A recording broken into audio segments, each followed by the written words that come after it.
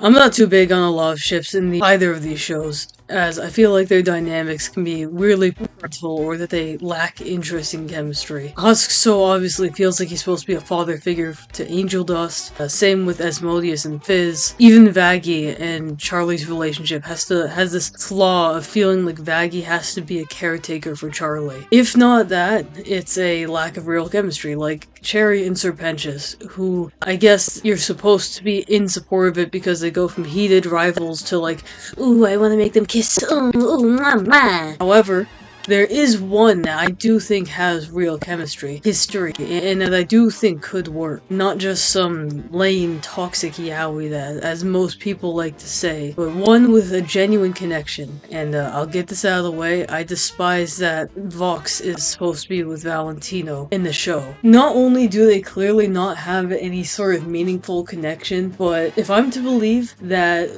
maybe one of the reasons Vox couldn't admit that he had a crush on Alastor was internalized homophobia, like he struggles with that, then this relationship makes even less sense. You would think that him and Velvet would make more sense as a Lavender type of relationship, since she's a lesbian and he's a gay. Perfect. Match made in heaven, right? I know Vox is supposed to be technically bi, but like, I mean, come on, this guy shoves away every woman and is obsessed with men. Like, come on, God. But him and Velvet do have a real friendship, where they bounce off of each other and like they like one another's company and they would click better as a cover-up couple, I think. Anyway, Alastor and Vox. You could say that they hate each other on the surface, sure, but there is tons of potential, star potential, or something to be expanded upon here. Let's be clear about this. We are confirmed that Al is on the ace spectrum. However, there is nothing about him being aromantic. So technically, this could be possible. If we were to have Vox come back in season 3,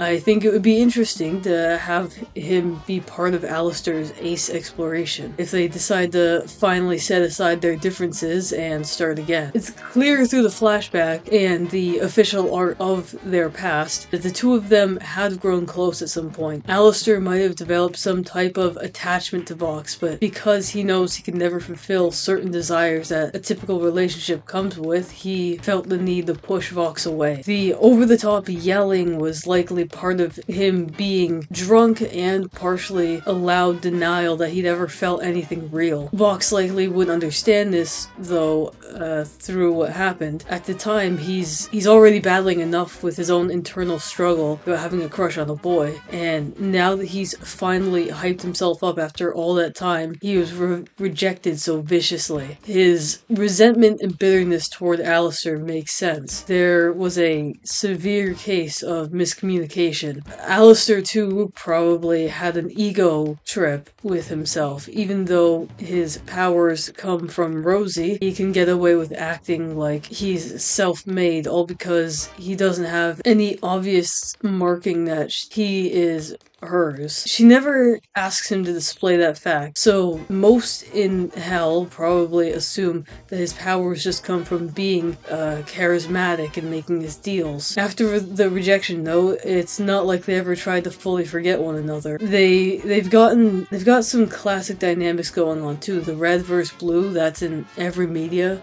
The Halo, Team Fortress 2. How radio and video were meant to be sort of intertwined media forms, one preferring old-fashioned ways and the other trying to keep up with the times and be modern. I do believe, like I said, that if anyone were to understand or want to try to, that Vox would be the one on the case for Alastor. I can't see any other character having that chemistry with him. At most, maybe Angel could have a part in helping him come to terms with it, because, you know, he works so much with all different types of people. I'm sure he understands like asexuality, and maybe there could be some scene where they're at the bar together and I don't know, he talks to Alastor about what he experiences as an ace person, and even though like Angel's hypersexual, you know, like he understands all sides of the spectrum. But Vox, as we know, develops strong feelings for Alastor and would probably be more than satisfied in some sort of platonic or romantic relationship, and he would want to be able to make him feel comfortable and understood. Vox seemed to have a lot more of like a a want to be powerful together, the partnership. I talked about this with one of my Ace Spectrum friends too,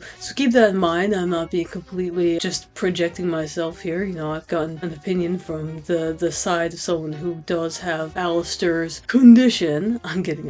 And their suggestion was that Alastor, we don't know where on the Ace spectrum he is, but he could be somewhere in the demi region, which I really like that. He might only be capable of feeling more attraction for someone once he's comfortable enough to consider them like close, like he fully understands them. When Vox wanted to make their duoship official, Alastor might have not felt like he could trust him, like trust his intentions enough. We don't know yet how long they knew each other for, or how personal they knew each other, or if their bond was really only professional. They only really worked together and knew little bits about each other's lives. They certainly weren't close enough for Alastor to feel something. I mean, Vox didn't even know how Alastor got his powers in hell, so I imagine that would be the biggest thing to bring them close enough. When asked to be partners too, he likely interpreted that as the same situation where white people in Alastor's life used to use his voice for their own personal gain to grow their company, their empire, whatever, and he was probably afraid of being used again. So naturally, feeling like he's just gonna be a prop, Alastor gets on the defensive and he has to make a grand scene out of declining the offer. He might have not realized it yet that Vox was the one person who wanted to pair up with him for more than just power or reputation. Even after 7 years, they're thinking about one another, ready to get back to being a duo, even if now it's a heated rivalry of sorts. That trading card too, I feel like you really can't deny how happy they look to be sharing a moment, singing together. Try to claim it isn't canon all you want, you're looking at proof dead in the eye right now. Never has Alastor been so genuinely elated. Overall, I think they're just the two most focused on characters in the show too, and their chemistry is the most real developed thing in the series. Every other pairing tends to fall flat or either tend to be a bland fake depiction of a loving couple or extremely toxic relationship. Now sure, you could argue that they have a toxic dynamic, but we can realistically trace where their actions come from, and it's not impossible for them to mend their bond, I don't think. I think it's possible for Vox to be in a happier queer platonic relationship with Alastor. It all just depends on what the writers do, of course, and hopefully they'll have something good in mind for these two. When I inevitably do my rewrite of Hazbin, you best believe I am gonna make them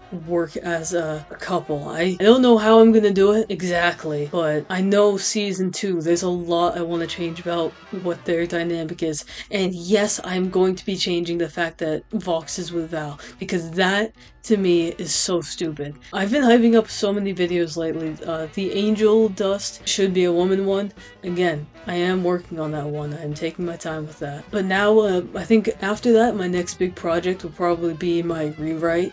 So, you know, while I'm doing these sort of quicker videos where I have my small complaints, do be assured I am working on that. Thank you for indulging my brief ramble about fictional characters having a relationship. My question of the video is, what ship do you believe deserves to be canon and why? I want good reasons. I don't want just cause these two look cute together. I want you to explain lore-wise why you think they should be a canonical relationship. Subscribe, comment, share, join the Discord if you want. I hope my links are working. I don't know because I've been putting them in the description of every video and the link is different every time. I don't know if there's issue with that. Please let me know if there is. Channel memberships are available and you can be a mango, a snake, or a hyena if you want to show support. And I'll see you guys in my next video. Thank you so much for listening. Love you guys. Bye. Absolute idiot! What the fuck is going on? Get back in your chair!